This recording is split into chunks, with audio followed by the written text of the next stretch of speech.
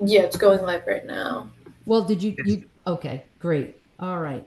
Doc, says you cannot start your video because the host has stopped it. Mhm. Mhm.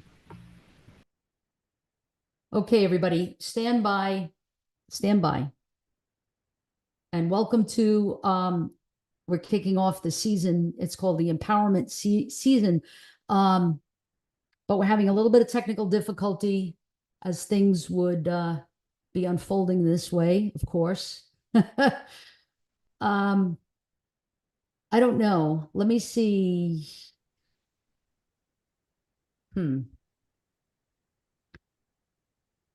Well, I don't think that we're going to be able to have the video. I think we're going to have just the Colonel on without the video, and I apologize for that, everybody. We're doing the best we can. There's a couple of things, but let me just start with our. I'm just going to start with our season opener and the video, and then we'll get into our guest. Okay. So Investigation with Dr. T was the brainchild of our dean, Dr. Kimberly Durham. She said, do you think that you could do some type of an ongoing podcast about criminal justice? And I said, yeah, of course, definitely. And so that's sort of how it all started. So I thought that this year, what I would do is sort of call it the empowerment season. I really want to highlight and validate these folks who have turned their lives around. For the last season, we had on folks like Gregory Boyle from Homeboy Industries. He's a Jesuit priest who runs the largest gang rehabilitation program in the country. Let's look at folks who have actually succeeded at Homeboy, for example, and have a homeboy and a homegirl come on the show and talk about their experiences being in a gang. What was that like? What attracted them to Homeboy? And how has their lives changed and turned around as a result of it? This is really awesome. Justice restored, life after exoneration. And so I have an exoneree coming on, Willie McDonald. Willie was incarcerated wrongfully. I want to really zero in on what was that like for Willie. Dr. Barry Ryman, who is the clinical director at Recovery Unplugged, and Richie Supa, who is a former band member of Aerosmith. And have them both come on, talk about addiction, and talk about music. He's going to talk about how music as a modality can really be effective in helping addicts fight addiction. And of course, we're going to have student spotlight, former alum, etc., on some really cool and interesting topics. We are going to bring back Unfound, Ed Denzel, most definitely. This season of empowerment, like the gangs, former gang members, former folks who are incarcerated, and folks who struggle with addiction. I think that those are just like really important for folks to hear, and our students to hear, and even our faculty to hear. So tonight we were supposed to be joined by Gregory Tony, and that isn't going to happen.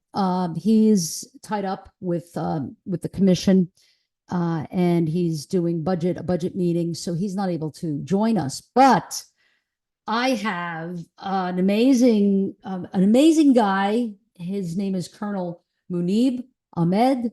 I know him as Benny. He began his law enforcement career with the Broward Sheriff's Office in 2003.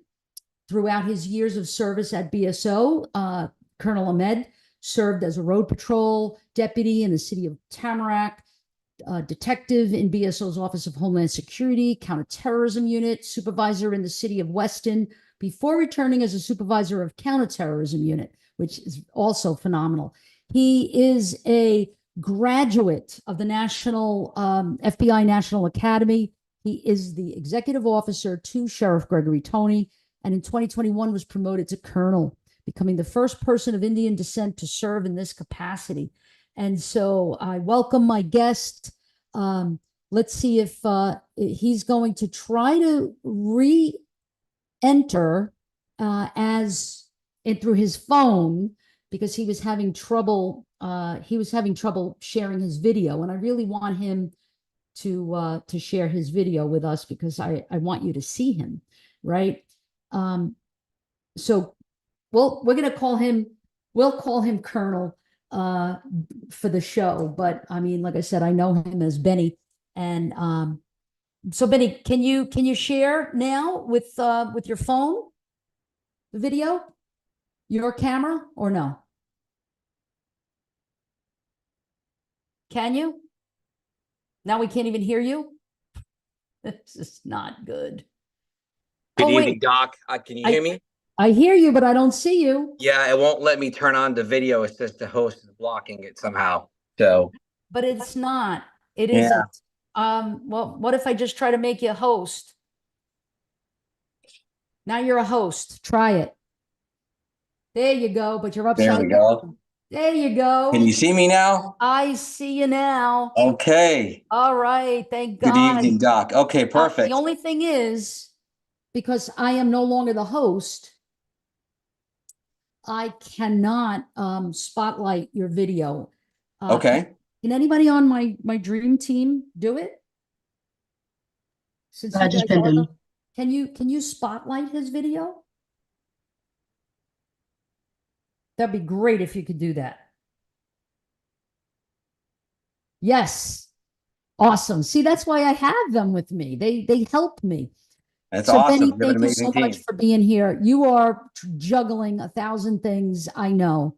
And I'm sad that we didn't get to see the sheriff, but we're getting to see you. And we have a lot in common, Benny. We really Absolutely. do. We have a Yes, lot in ma'am. common. And the biggest thing we have in common is Sheikh Shafayat Muhammad.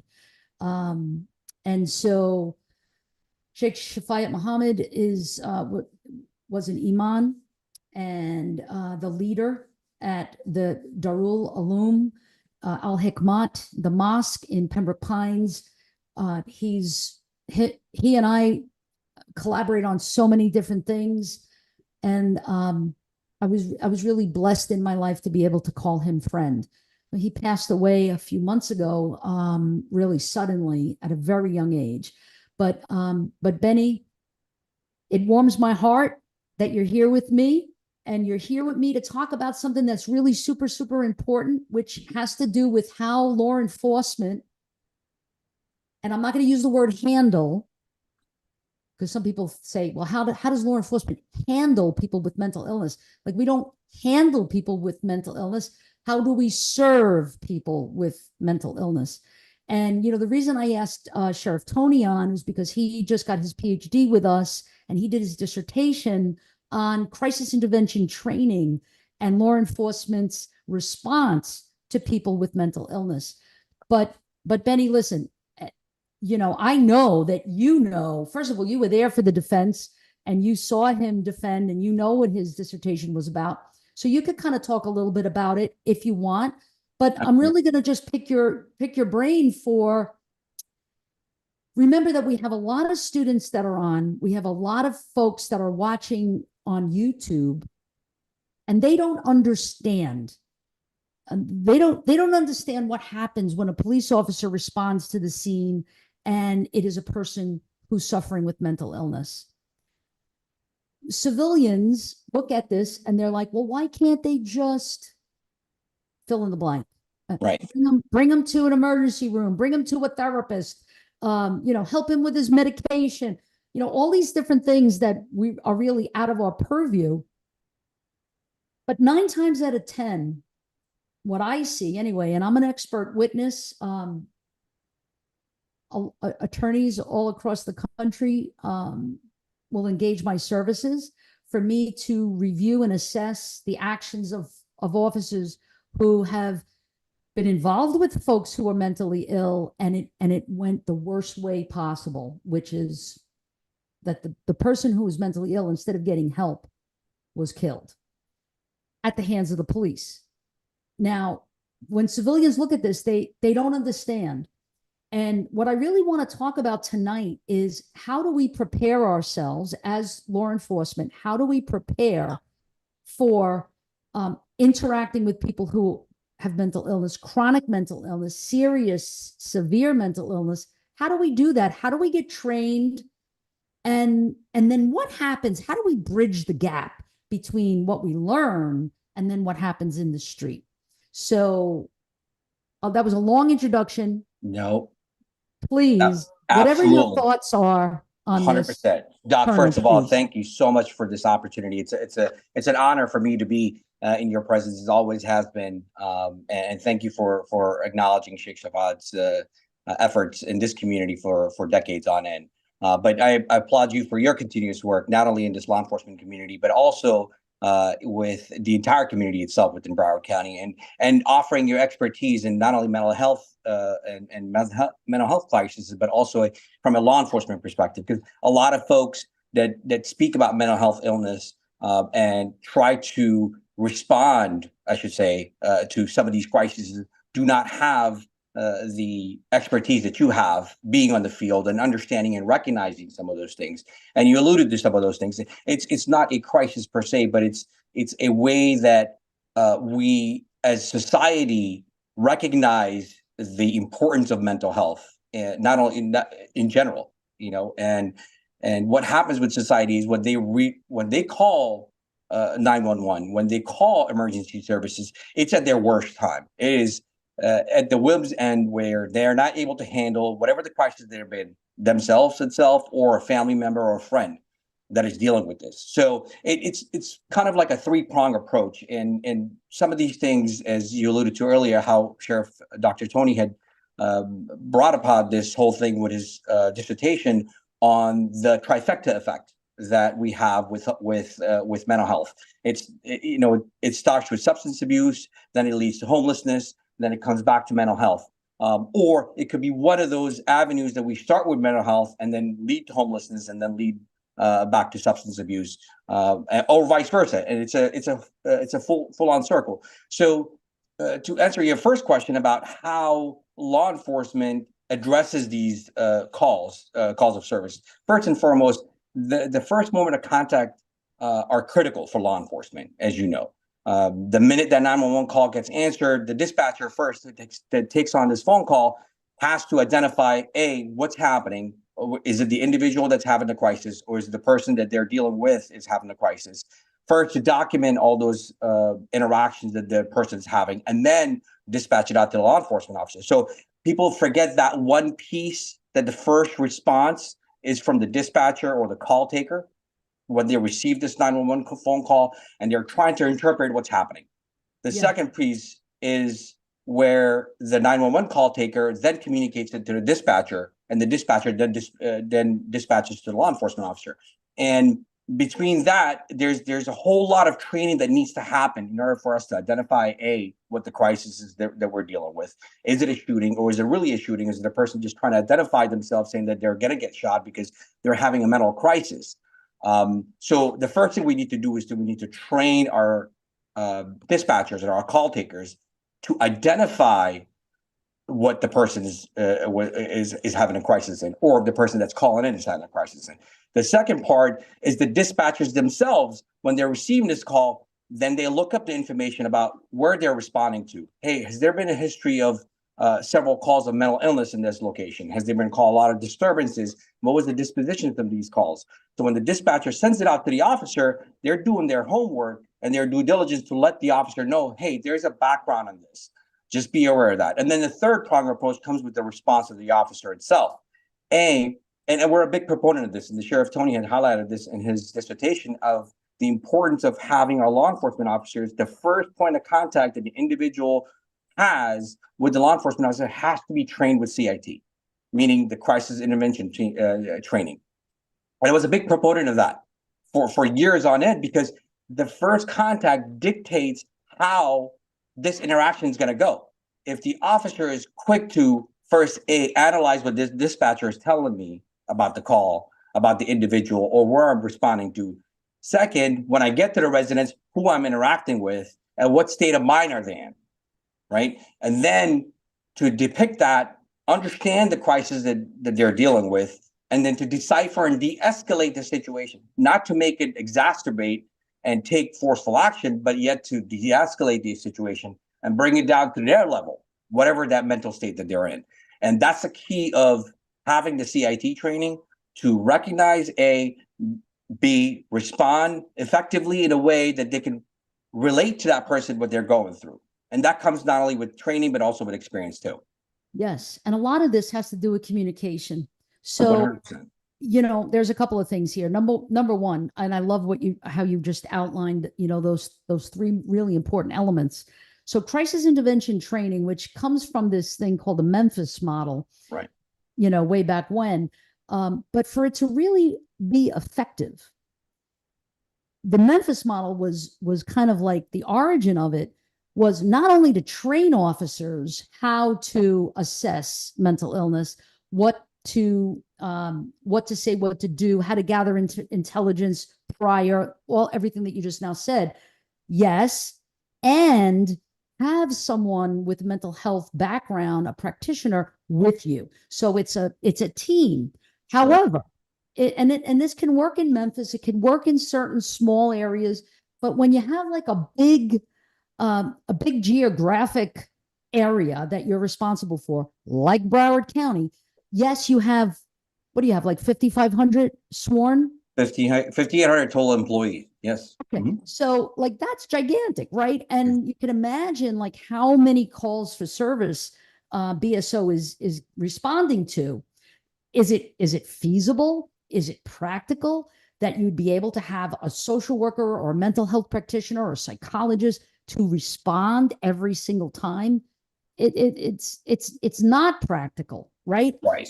So police can do something if they don't get caught up, in the moment.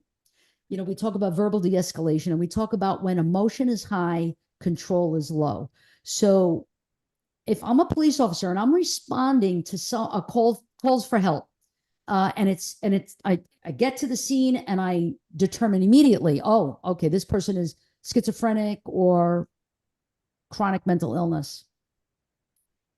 I want to find out exactly what you said from the family, from whoever is around, from neighbors, from prior calls. I want to be able to gather as much intelligence prior to even getting there. Sure. Because actually, once I'm there, things can really escalate very rapidly. And I just came from Chicago. There was this conference in Chicago in March, and it was the best. To me, this presentation was like the best one I ever attended that had to do with police and interacting with people with mental illness and serving them. He did a decision, sort of like a decision tree. Mm-hmm. But by the time he got to this part here where it's escalating and the person is now resisting, or the person is now hallucinating, and the person is now on the offense, and the person is throwing things, or there's a weapon involved. Right, Benny? By the time that happens, that's too late. Off. Right. And that is the reason, and civilians don't understand this. Sure. Nor students sometimes, but that is the reason why there's not a lot of criminal prosecution in these cases, because the officer was in fear. But the question is, what did you do all the way leading up to this? Did you communicate effectively? Did you try to use verbal de-escalation?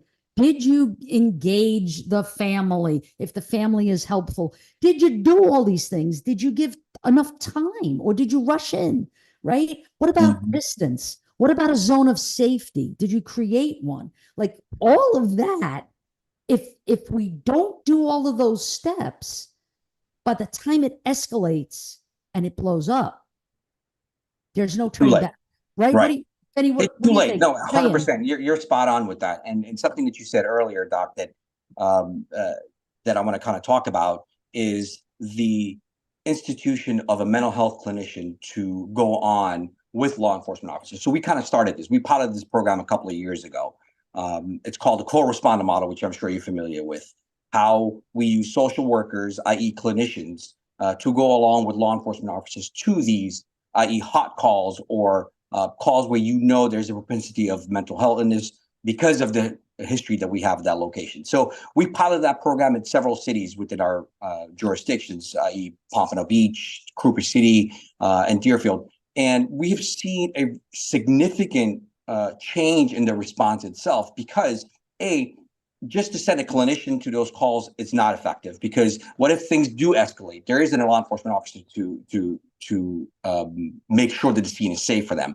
But the multi-pronged approach is the way to go, and that's why we applied for all these grants from DOJ and all the different entities to ensure we have these clinicians on board. So this co-responder model definitely has an impact with the CIT trained officer and having a mental health clinician to go in these calls when they recognize them. It has significantly not only reduced the law enforcement contact, but significantly reduced the incarceration. Better yet, we did one thing above, and as you know, past the Marjorie Stoneman Douglas tragedy that we had here, we started our own, not only our real-time crime center, but also our threat management unit, which investigated threats that came in to the organization, i.e. through social media, i.e. directly to the sheriff's office via 911 or via text messages or any other technology based.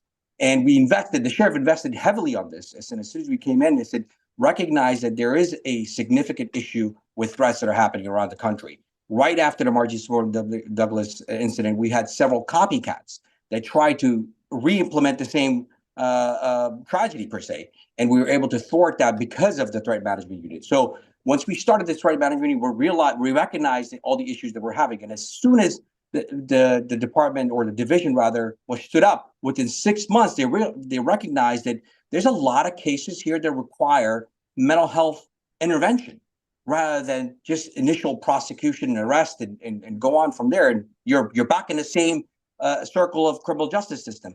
So we went ahead and approached several organizations in order for us to get funding for these mental health clinicians. And I'm happy to tell you, in the past 4.5 years that we've incorporated this, we've had over 2,100 diversions to mental health services throughout the county, right? So these mental health clinicians that we hired first initially with grant, and then we ended up getting some budgetary dollars so we can allocate to this. And we have seen a significant reduce of not only incarceration for these threats rather, but diversions to mental health services. There's a plethora of mental health services that are out there, but they're all in silos in different pockets throughout the county. And their first interaction for anybody to have is through 911. And once they call the 911 or they make a threat, it's too late, right? So that's why the threat management unit has been so aggressive about this. We receive over 55,000 different threats throughout the 6-year period. And out of those, to recognize, okay, is this really a legitimate threat? No, does this require a mental health clinician? So every single threat that our investigators go with now in the past couple of years or so, they accompany the mental health clinician. And the beauty about this is that the interaction of that threat or that investigation does not end there. Even if it leads to prosecution, that mental health clinician stays on with that individual to ensure that they did receive that help, that help that they need for the mental health crisis. So it's a multi-pronged approach, Doc, that requires extra personnel, not only on the law enforcement side, but also on the mental health side. And resources. Correct. And resources. And so when people start talking about like defunding the police, what they don't realize is that they're basically saying to an organization like yours, no other resources for you. Sorry. Right. Right. It's the opposite of what we need. Like we need to fund the police better in this area, not defund them. Now, our dean is on, right? Yes. Dr. Durham. So, and she says to say hello, and she's thrilled that you're on. She's thrilled. Awesome. So she said that she heard Sheriff Tony's press conference about there was a shootout in Pompano this week. Simonelli was a known mental health case. Baker acted before, but deputies had no choice to de-escalate. He started shooting at them immediately. So here's a really good example. He survived, as did the deputies. So something was done correctly, even though it was like a flash pan, situation immediately. Do you want to talk about that at all? Indeed, sure. And just like what's out in the public, and obviously, as you know, this is an active investigation for what occurred in that shooting last week. But just along the lines of what we had initially stated on the press conference is that the deputy that responded to the call recognized the residence where we're going to, and told the officers that, hey, that person is in possession of firearms, is to be extra cautious about it. And then once we received additional calls, obviously from 911, saying that he was shooting at victims at another apartment, that's what escalated the response. And you saw the end result of that. So, you know, and we're going to dissect that even more and more once we complete this entire investigation as to, hey, we did everything we possibly could prior to us getting that contact with him, and what happens after that was the consequence of his action. Right, and it doesn't always go that way. Correct. But it just has to go that way one time. One time. And that's the part that again, maybe students of criminal justice, civilians may not understand that, yes, this is sort of the outlier. Doesn't happen like this all the time. There's time for verbal de-escalation. There's time to provide that zone of safety and engage all of your tactics and also engage your training. But it doesn't always happen that way. And it just has to happen that 1 second. You don't want to have your guard down. Now, folks who suffer with mental illness need our help.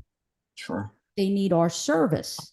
What they need is to go to a psychiatric emergency room because they're having a psychiatric incident.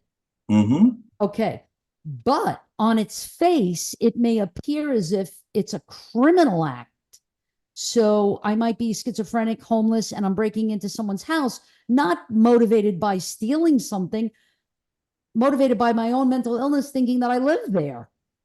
Sure. But on the outside, it looks criminal. But it doesn't require necessarily, like the end result doesn't need to be criminal prosecution. The end result should be psychiatric emergency room for psychiatric evaluation. But again, the police are at a bit of a disadvantage because everybody knows who we are. We respond in uniform. There's no question of who we are. There's a big question of who we are responding to. Who is this person? They have a whole history. What is it? So we have to try to figure it out. And when I say time, we have time, you really don't have that much time. Indeed. And you're absolutely right, Doc. And I want to kind of take you back to a personal encounter that I had. It kind of outlines everything you just spoke about having that mental health incident or that crisis that you have and not knowing the background of the incident. But one significant thing that happens is by the time that we respond to the 911 call, either a party has been battered, possibly another party, or that person may have committed a crime already prior to us getting to respond to our location. So that may be the end result because of the fact that there was another crime that happened prior to us interacting with that person. And that's why I was going to kind of give you an example of an incident that I responded to back in 2005. And I'm not going to get into a lot of details about who the person was and whatnot, but it was a collective response. And I was a CIT trained deputy at that time as well. And it was a late night call. It was early on, 2:00 in the morning. We're responding to a residence in reference to a person who was very obnoxious and rude and may have battered his wife, may have kicked her out of the house, and was having a crisis. And once we heard the word crisis, we says, oh, okay. I said, let's look at the log history. And we're doing this as we're receiving this details from the dispatcher. And we're talking 2005 when the technology was not there, that they're not able to pull up all the exact histories, but just the CAD alerts as to the number of times we responded to it. And there was a history and a pattern of domestic violence at that residence. So automatically our responding deputies had that in their head. I'm like, okay, so we're dealing with a domestic violence incident. The person may be possibly having a crisis. So, and then while we're en route to the call, we get another variable that was thrown in there saying that the person has got a firearm. And we're trying to ascertain if the other person that's involved in this domestic, is that person still in the residence or not? So as you alluded to earlier, there's a lot of things that are going on when you're responding to the call, and you have to make minute-to-minute decisions as to how you're going to go about making that approach. So, A, you have a domestic violence. Second, you have an opportunity of a person that may be possibly committing a crime, and then you've added a firearm in the mix. So when we responded to the call, we ensured that not only the perimeter was set, but we made sure that the responding officer has the ability to communicate with the person that was inside. So we're surrounded the residents, and we're trying to make approach to the residents, and we get another phone call saying that a person, now we're trying to figure out if the female victim that was supposed to be inside the house is still inside the house, is she outside of the house. As we're just getting this information, this person comes out with an AR-15 right towards me and my responding officer. Wow. So you're transitioning right from that state of figuring out where the victim is, if there's a victim here, to what the crisis is, and now all of a sudden that variable of the firearm that we anticipated just came into play, and it was just a moment's notice that the person who had the firearm pointed the firearm towards the law enforcement officer, and it was just a matter of milliseconds. He pointed it right back up, and we said, drop the firearm, drop the firearm. He ended up dropping the firearm. So it was just a matter of recognizing that individual who was having that crisis, knowing that, oh, he didn't know who was coming to the house because he did not know that law enforcement was responding. So he was responding to the fact that somebody's trying to break into the house. He was hearing other people on the outside talking. Right. So it was a quick reaction from the responding officers along with me to recognize, hey, this person does not know that we're here. Yes. Because Yeah. if that could have gone a completely different way. And the full story about this is that person ended up, relieving his firearm. We ended up taking him to jail because he did batter his wife. There was an incident that regarded that. But after the prosecution was completed and the whole criminal process was completed, that person was so thankful for the response that we had that he ended up donating all his firearms to the sheriff's office. Wow.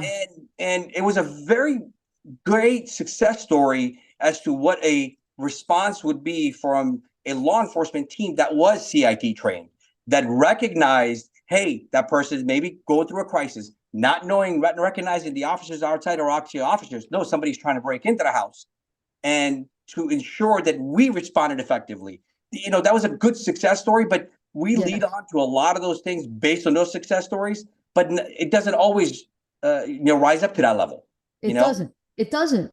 I know. And as an expert witness, like I watch a lot of body worn camera footage, and you're watching it for hours and hours and hours, but the officer didn't have hours. The officer had moments, not even minutes, but moments, right? Now remember I was talking about schizophrenia and hallucinations. So I'm having one right now, and I'm not schizophrenic, but I'm seeing I'm hallucinating, and I am seeing an image that looks very much like Sheriff Dr. Tony. Indeed. Surprise. Yes, indeed. You're not having any, your brain's working just fine, Doc. I finally got out of this budget meeting, sprinted over here to come check in on the students and jump in this class. So, hey, first of all, thanks for the invite, guys. Thank you for allowing the Colonel to jump in and fill in some of the blanks for me. Yes. Over the last, I guess, half an hour or so, I'm sure the Colonel had explained to you all that I was tied up in a budget meeting this year, focusing on making sure we get the proper funding to do all the cool programs and initiatives to not only safeguard the community, but make a dent in the mental health crisis that we're dealing with here. So, Doc, I'm happy to jump in. I don't know how much more time we got, but let's do it. Hey, listen, you're here, and I know you don't, like when you told me yesterday, I was just like, but then, Benny and I go way back. That's right. So it's all good. And everything worked out great. I do want to say congratulations to you for earning your PhD with us. You defended successfully and walked across the stage, and we are very proud of your work. And that was why it was so important to me to have you kick off the season, right? Absolutely. So look, I want to just say a couple of things, and then you just jump on at. All right. Okay. Fair enough. How many BSO officers I mean, we have some information. We did some research.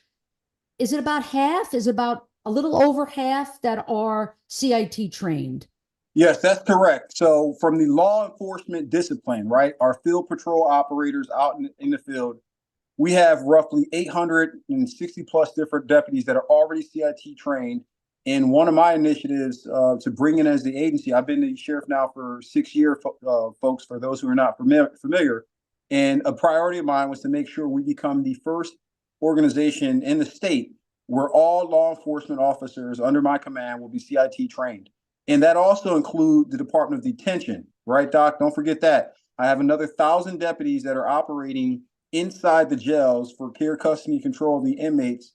And we manage the 13th largest jail in the United States with a maximum bed capacity of over 4,500 inmates that can be allotted into that facility. And as you all know, and probably studied up over the last few years or so, this is an area that we have to invest more funding, resources, and personnel in.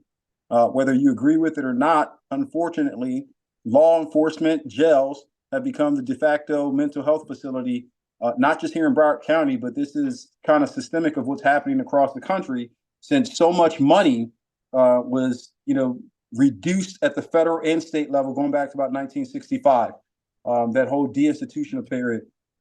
So as the sheriff, one of the things that was pivotal for me and my administration was not to continue to repeat the same mistakes as the past, not looking at how my predecessors operated, but to be more creative, innovative about the real needs that are our community suffering from. And I continue to talk about this, Doc, you know this. There's a three-pronged major crisis that we deal with here in Broward County when it comes to a social/criminal aspect. The first is substance abuse. That's a major issue we're facing here. Mental illness. And then, of course, the homeless population. And those three are kind of connected like in a triangle. If you try to put forth a kind of treatment modality where it's like, which one do we want to tackle first? If you move forward and focus a lot of resources on mental health and try to find more bed space, get more resources for services, we've launched co-responder programs to mitigate law enforcement responding. We created investigative detectives in our threat management division and behavioral licensed health practitioners in there. But that's going to look and really penetrate and start changing how many people are we arresting that are suffering from mental health crisis where they should be getting treatment versus jail. So that was the first big push, Doc, that I said, hey, this is what I'm going to focus my legacy or my tenure on, is not being the sheriff that kicks the can down the road and just allow people to get arrested. Not being the sheriff that's going to ignore the fact that we have all these annual trainings, right? We got to qualify with firearms, we got to qualify with defensive tactics. We got to learn how to, vehicle pursuits. We're doing these things that happen only a fraction of the time in law enforcement, right, guys? We're not shooting people every day. We're not in car chases every day. That's right. But what we do every single day is communicate with people in this community, some who have excellent cognitive skills and are functioning normal in a sense of society. And then we run into those who are in crisis. And how we treat people in crisis matter, not only from the impact it have on budgetary items. We spend hundreds and hundreds of millions of dollars every single year. I just left a budget meeting and came here where I had to remind our county commission, our budget, we spend $410 million every year on our jail systems to maintain the care, custody, and control of the inmates. But how much of that money are we actually spending to keep people out of jail, to keep the mental illness folks from becoming incarcerated because society has deemed it no longer an important investment, right? We're not looking at it that way. And so I've been challenging this entire county government to reinvent their thinking, get engaged with the needs the right way.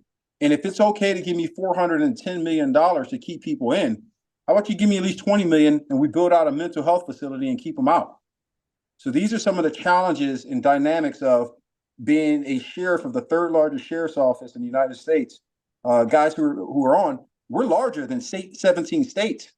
We have more people in Broward County, 2 million people, than 17 states. I think the last time I checked, Montana, for example, only has like 1 million people. So when you look at that population density and compression of all of us on top of each other and the diversity that exists within the county. We're almost 30 for 30 all the way across, 30% Hispanic, 30% Latino, 30% African-American or Black, and everyone else.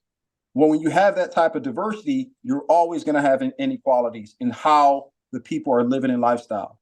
We notice that the majority of the people in a lower economic status are in a minority class, Black, Hispanic, Latino, and those are reflected in the arrest rates that we have in our jail, right?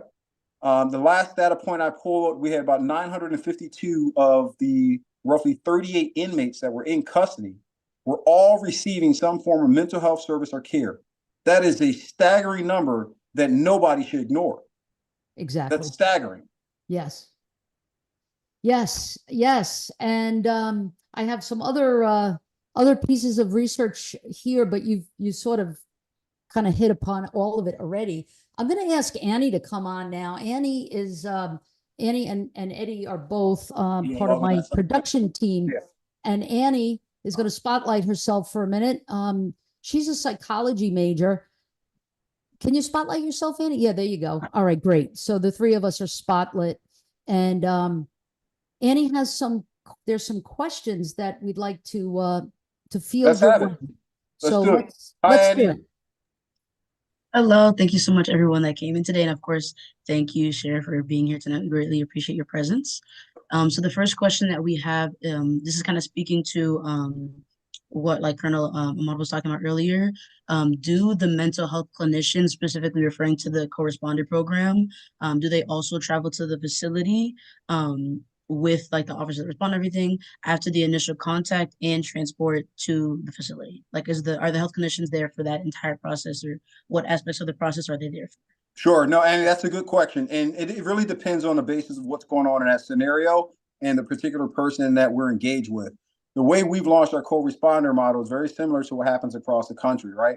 Our focal point is to reduce the law enforcement presence so that we don't have the conflict that occurs between policing and someone who's not necessarily stable at the time. So we'll get on scene with our clinicians, confirm that the scene is safe and secure and there's no threat to them, and we will back out and depart upon their comfort level and what they perceive as a time for us to leave. I've had scenarios where, yes, we have stayed engaged, we have participated in transport to make sure we get someone over if we're Baker acting them or if they're taking them over to mental health services. You know, our focal point is the safety and security of our clinicians and not necessarily trying to maintain care and control over the inmate or over the individual. Our goal is to keep them from becoming inmates. Great. Okay. So Annie has two more. There's two more that are in the webinar, and then we're going to go to Eddie for the YouTube chat. Okay. Go ahead, Annie. The next question that we have is, does the Broward County Sheriff's Office always transport individuals having a mental health crisis to a hospital, or are there other types of facilities they can be transported to for evaluation? Yeah. This person also said that like in their county, there are other facilities, which is part of what led them to ask that question. Yes, we do have alternate resources where we can either transport them over to, like, the University Pavilion is one spot that absorbs individuals that we Baker Act, but we also have like Henderson Clinic, another partner where we can take them there for different treatment modalities. So it really depends on the level of the crisis that the person is, dealing with at the time. That will give either the officer or the clinician who's attached to the co-responder program the kind of choice of option, right? They're going to determine that. In the past, without having co-responders out there, we would send CIT deputies out there who have training and some level of skill set where they can make a good judgment as to what location they would go to. But my preference is to reduce law enforcement officers from having to make medical-based decisions. And the more that we can have a clinician determine, do we go left or do we go right? The less conflict we're going to have, the less expenditure, the less arrest, all those variables that create problems for organizations and problems for society, right? How many times have we seen an officer shoot and kill somebody who was going through a mental health crisis, and now we're flipping cars, we're burning communities and everything else, right? So the focal point is, get them to the necessary care. But as a law enforcement practitioner, we are not going to impose our will upon where we think the individual should go. We leave that to the experts. Excellent. Okay, Incredible. last question from the webinar. Okay. Yeah, so last question from the webinar. And thank you again for your time. Great. Sure. Great questions, answers. I'm loving this. So the next question is, in this situation, I think this may have been speaking to a situation that was mentioned previously. In a situation where a person has a disability with a firearm, what would the protocol be on the scene? Man, that's interesting. If a person had a disability and they committed a crime with a firearm, or they're just in possession of a firearm? Is there any clarity in the question that they gave you? Not really. There Okay. isn't clarity, but it says, what is the protocol on scene? So I would lean more towards like, this is basically like, like when you get the call, the officers that, well, not you specifically, but when the officers receive the call, they have been informed that this person has a firearm, but perhaps they may or may not have been informed that this person has a disability. What would the protocol be? Okay, gotcha. We can run with that. So it really doesn't matter as to whether or not an individual has certain different disabilities when we're responding from a 911 call or non-emergency call. Anything that presents a weapon hazard or threat, we're going to respond the same way. What typically will happen is if it's an active environment, someone's carrying a gun or holding a gun, we're going to give them all type of orders and directions to, put the firearm down, etc. But if it's an individual who's dealing with a crisis and they're in possession of a firearm, maybe in a backpack, maybe in their waistband, we typically go through a safety and security assessment on every individual, because the last thing we want is to have a clinician, a mental health practitioner, doing their very best. This person goes into an episode, then pulls a gun out of their waistband and shoots and kills them. Our goal is to secure the scene. So if that includes patting individuals down, checking wheelchairs if they're in wheelchairs, whatever it may be, once we can confirm that there is no imminent threat of danger that can be imposed through weapons, knives, guns, bombs, whatever it is, then we can back out of the scenario, take an observation role to ensure the entire scene is safe, right? So we have the individual that can be a potential threat to our practitioners, and then we have the scene in itself that can be a potential threat to practitioners. So we secure from the inside, the individual, and then we secure the perimeter. And when both of those two things are secure, and the clinician gives us the thumbs up and says, you're good to go, you're free to move, that's when we break the law enforcement out of the engagement. Okay, great. Thank you so much, Annie. Anything else? Now, you're a psychology major, so I mean, this is a subject area that, you're very familiar with already. Do you have any questions for the sheriff? Honestly, I think so many of the questions that I would have had have already been asked by people in the audience. So I don't have any of my of my own questions. One more question did actually come in, so I'm going to get to that in a second. But one thing I did kind of want to add, just kind of talking like as you're speaking, I think it's very interesting. Kind of just talking about like this perspective, especially like I feel like as civilians, a lot of times like most of us don't really realize how little information officers kind of get going into a scene. And I believe it was about 2 years ago, like through sociodrama, I had the opportunity to go to, I believe it was Broward County Sheriff's Office and or police department. And we were able to participate with a simulation system that they kind of had like that is used in trainings. And so they had like different scenarios and everything that you could use for trainings. And after mentioning that I was a psychology major, they were able to put me in a simulation that was related to a mental health kind of situation, but I didn't know that beforehand. So it was like they gave us like the full belt with like, you know what I mean? Like have everything like like fully equipped that you could and see how you'd respond to it. And literally the information they gave was just like person on scene, pacing in a gym, weapons potentially available, or something like that, because they were in a gym, so there's weights all around. So literally just walking in, there's this person pacing, you have no other information. But just like, because I'm not an actual officer and just knowing that I have the psychology background and they probably knew that, I was able to assess it and be like, hey, let's try to get everybody else out and have that conversation to where it did end up being a de-escalation thing. But if I'm somebody that doesn't have that prior knowledge and isn't, with that psychology background, then it's very easy to be like, hey, there's this person pacing back and forth, clearly very agitated. There's civilians around, there's potential weapons around, things like that. So it's so easy to see how easily things could have changed. And I just like being someone that was fortunate enough to have the situation where I can understand a bit more. I just think it really kind of speaks to what you're saying. So I really appreciate you kind of speaking to that. Well, I'll tell you, I'll add on to that, right? So you're talking about the virtual reality training. We can run scenarios. So we just, grand opening was just a couple months ago. opened up the Research Development and Training Center. Spent about $70 million. It was deemed already the finest facility in the country in terms of what we offer, what we have in there. And we included virtual reality training because you can change scenarios, you can increase repetition versus I had to reset a scenario because we knocked all this stuff over. Your gun belt actually, so it makes it so much more convenient. And you can put multiple officers in those virtual reality scenarios and see how they work together without having to even leave the building. So that's important as far as training aspects. Then the other side is something that I did about 2 years ago. We launched the Media Day, 3 years? No, 4.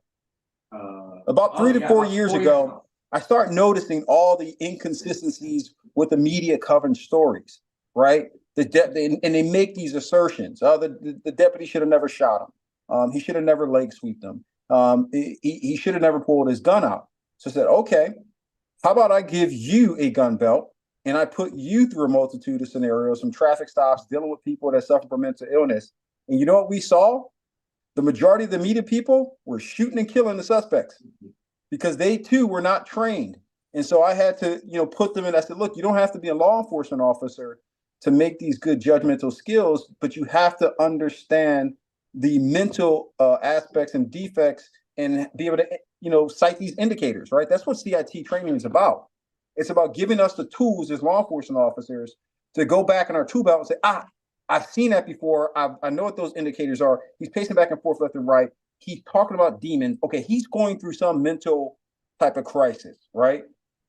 He doesn't understand. So versus identifying something that may be perceived as a threat, now we're seeing it as it's not necessarily an intended threat of violence. It's a behavioral issue that is driven through their mental episode that they're going through.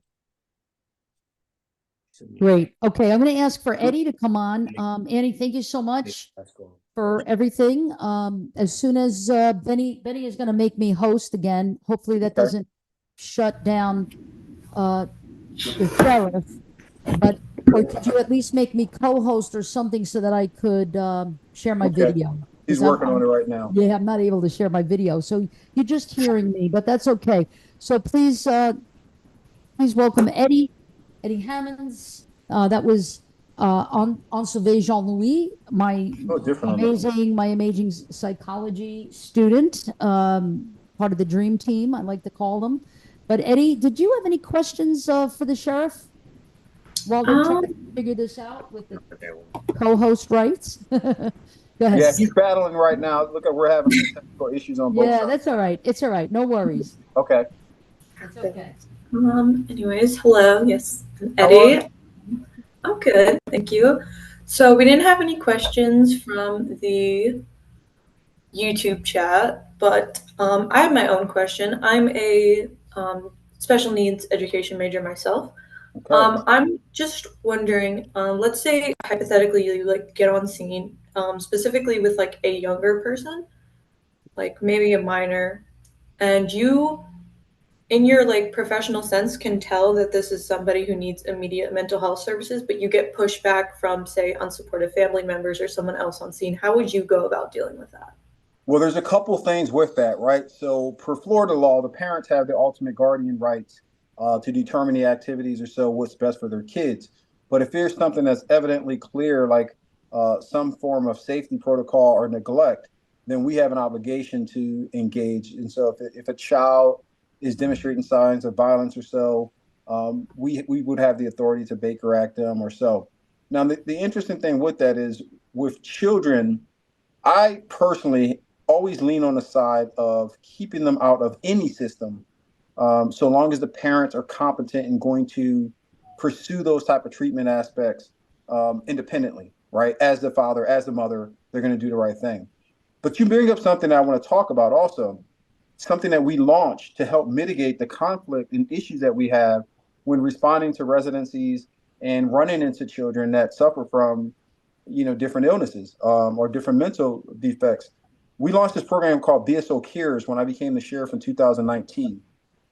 And the idea behind it was, you kind of alluded to it, when someone dials 911 and say, hey, my child's having a crisis or my kid's breaking up stuff in the house, we deploy out to their house, and then it's instantly, we don't know anything about the child. We don't know their background. We don't know about the medical conditions. We don't know if they have any type of issues going on in terms of mental capacity. And so BSO Cares was designed for family members to register their kid, if the kids suffer from autism, to register in our system and give us full name, date of birth, baseline, what type of mental issues are occurring or what type of disease or defect that the child may have. And that's huge. That is significant intelligent information to provide a deputy or law enforcement officer before they go to the call. So now they're looking on their screen or they're talking to dispatch, and dispatch is saying, hey, Sheriff Tony, be advised, you're going over to 2624 Northwest Broward Boulevard. You're going to be meeting with Karen. Her son is registered in BSO Cares. John is a 10-year-old male who deals with X, Y, and Z. So now we're prepped, right? It's not a surprise. I'm not walking in the house and the kid's breaking a lamp and then I'm tackling them down on the ground and the fight begins and I'm hurting this child. Now it's like, okay, I know I'm going to go into this environment. It's best practice to take a CIT officer. It's best practice to have a backup. It's best practice to include an on-call, or if we have a mental health practitioner that's on duty, to have them all arrive on that scene together. And it's been a hit. I actually have to expand that program beyond autism because I've heard back from residents like, hey, can you include also schizophrenia? Can you exclude? And we're like, look, whatever confidential information you're willing to share with us will help us make sure we respond properly. The last thing we want to do is get on a scene and accidentally kill or hurt somebody who needs mental health services. And we did get a question that came exactly. in. Is there another question, Eddie? Yes, we had a question coming through the webinar. Ebony asked, there's always pushback when implementing these types of programs from some officers in a department. What kind of ways can you use to minimize and get officers to buy into these programs? First, I would say this. Culturally, law enforcement officers, typically, I'm in my 20th year now. When I first came in, we call it, you're all excited and you want to chase the bad guys and you want to jump out of helicopters and you want to, take on the worst terrorist suspect in American history. And you want to do all these, I call them the Hollywood policing, right? The Hollywood policing, the 4-hour shootout that never happens, right? The jumping from a helicopter and saving someone's life that rarely happens. So it's a cultural change in dynamics where I'm focusing on training officers on the front end of their career. And Dr. Telesco and I were sharing this. She was on my committee for my dissertation, and I shared this concept with her about getting even earlier. Why not train them while they're in the academy? Get them CIT trained in the academy. While they're on FTO, field training officer, get them trained and certified up in these areas now so that they learn the importance of it before they're 5 and 6 years in, because there's kind of this bell curve that occurs. After about 7 years, officers get a little, cynical and they lose the optimism and they start to see society as, it's nothing but bad because that's what we deal with all day. But there's only 1% of the time that we're dealing with the worst. So I have focused on educating them up early, and then not just educating them up early, but what do we do to implement and make sure that they're consistently staying fresh with the latest and greatest recommendations from the mental health and psychology fields on how we're supposed to be engaging and interacting with our residents here. That's important to say. They are our residents. They're not our criminals. They're not our suspects. These are our residents who are dealing with a crisis. Exactly. And that's why you are a mover and a shaker in this whole arena, Sheriff. And Doc, you and I talk about this, but I'll expand on this with her. Mm-hmm. It's hard. Change is difficult, right? It's very difficult. Taking risk and going against the grain and the norm of a profession that has been in existence for hundreds of years created conflict for me. It wasn't popular. Mm-hmm. To change and tell deputies they're going to need more de-escalation and sensitivity training. It was not popular. I'm the first sheriff in the history of this state to mandate amongst all my personnel racial equity and implicit bias training. There's a little pivot point. We're talking about mental health, but the significance behind that was also about de-escalation. It was about educating officers our white officers and our black officers and our Hispanic officers about the true plight in cultural lack of confidence that black and brown people have in law enforcement.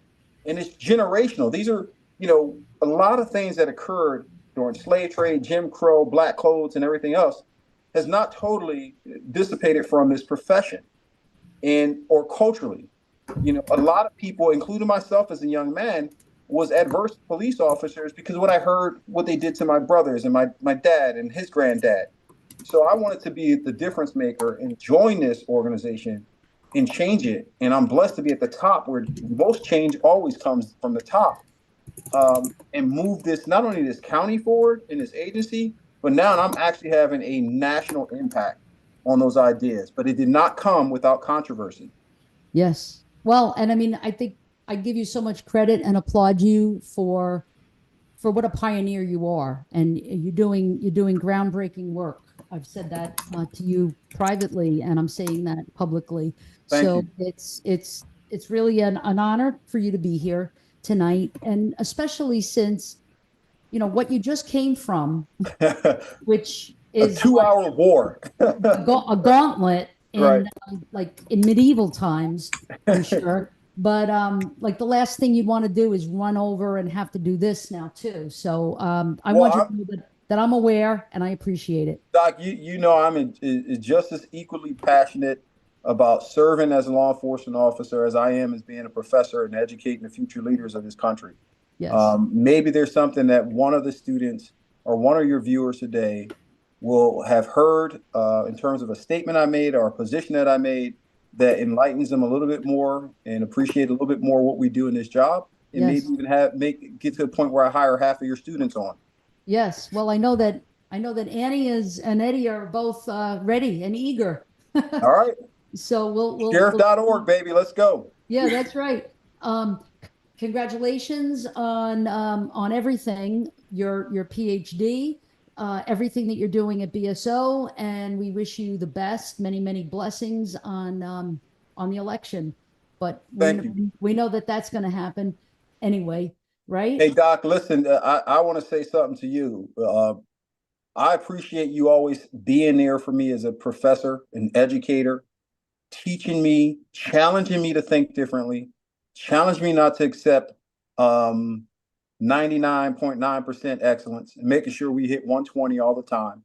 Going through my dissertation, this is for the class, for your students and the viewers. Going through my dissertation was not an easy process. It was challenging, and it required a lot of flexibility to think differently and come in accord with your committee members. Your committee members, for those who get to that point and you're in a doctorate, you're on that last track and you're about to finish up. Know this, your committee members are not there to just check off and say yes at everything that you have. They're going to push and challenge you to produce the most articulate document, the most profound level of education, because that piece, your dissertation, this came to my heart after I graduated. Your dissertation has nothing to do with you. It has everything to do with the academic world and trying to expand that and get other people to think differently and understand your perspectives, either positively or negatively. But that piece is not an independent element that is designed just for graduation. It's about expanding education. Well, thank you. And thank you for choosing us. There's got to be a reason that you chose us, probably because we are the best. But absolutely. besides that, you really bring such an amazing, dynamic, groundbreaking best practices in policing to the table. So thank you again for your time tonight. It's not lost on me how difficult it was tonight. Benny, thank you. Show your beautiful face. Come on over, buddy. And my right-hand man, the dynamic, the best sheriff we've ever had. Batman and Robin. Call it what you please. Batman and Robin. Hey, that's what I say about me and Dr. Castro. Oh, we got to get a new number two. We'll figure out a new tool. Except that I'm Batman and he's actually Commissioner Gordon. So, I knew you'd appreciate that. I like that one. Thank you. Bless you both. Absolutely. We're gonna just stay on a little bit and talk a little bit about a real quick shameless plug commercial for what's coming up. All right. But I'm let you go. And again, bless you and thank you for coming tonight. Hey, keep me in the loop. Anytime you need me, I'm coming. It may be late sometime, but I show up. I love it. Thanks, I love Doc. it. Take Thank care, you. guys. Best of luck in school. Keep pushing out. Nothing but 120% effort. If you feel like you hit 100%, you're just starting. Go after it. Excellent. Thank you. Thank you so much for joining us tonight. Awesome. All right. So we got some really great stuff coming up this season. I call it a season. You know, my colleagues like Dr. Allen, she calls me Hollywood. Hollywood is my nickname around campus, but because, you know, I love all the Hollywood stuff. But we're going to shamelessly plug what we have coming up next Thursday. Eddie, you want to start us off and then we'll tag team? Yeah, for sure. In fact, the three of us can do it. We can have like we could have a symphony. Go ahead, Eddie. You go first. Annie will go next, and then I'll go, and then we'll keep rotating it just for a little bit. So yeah, next Thursday, September 12th at same time, 7 p.m., we will be having a human trafficking exposed webinar with Frank Williams, a former U.S. attorney. Yes, and he used to prosecute human trafficking cases, so he's going to tell us the good, the bad, and the ugly around that. Annie, what's after that? So after that, actually, on Thursday, September 26th at 7 p.m., we're going to have Dr. Tony Matola and Dr. Richard Shoberul. Hope I pronounced that right. Yeah, that's a mouthful. Go ahead. Yeah. No, listen, but I respect it. National Security Uncovered, Exploring Modern Threats with Experts. That's going to be another interesting one for sure. Excellent, excellent. And then after that, actually, I didn't pull it up yet. So Eddie, help me out. So yeah, after that, October 3rd, 7 p.m., we'll be having Dr. Sharon Plotkin and Dr. Teresa Lily White on for crime scene investigation and forensic anthropology. Oh yes. Oh my God. The sexy stuff. That's what everybody loves. They love the crime scene stuff. So we're bringing back the bone lady, the forensic anthropologist, Lily White. Annie, who's after that? I have that date jumped, so I'll let you do the 10th and I'll do the 17th. Oh, go ahead, Eddie. Go ahead. You got them. I don't think we have the 10th on our end. I don't have the 10th on my end either. I think that was one that got lost in some of the documents. That just means that the people will have to keep up with our social media to know when that one is. That's okay. Don't worry about it. Don't worry about it. It's just, believe me, you say, why are we calling it the empowerment season? Because I've got a lot of guests that are coming on. I'm so psyched about it. Second Chances Through Education with Samantha Carlo, but 2 graduates, inmate graduates, to show us that reentry success is possible. It's just about what do we put. Well, it's past Eddie's bedtime. Sorry. I'm sorry we're keeping you up, Eddie.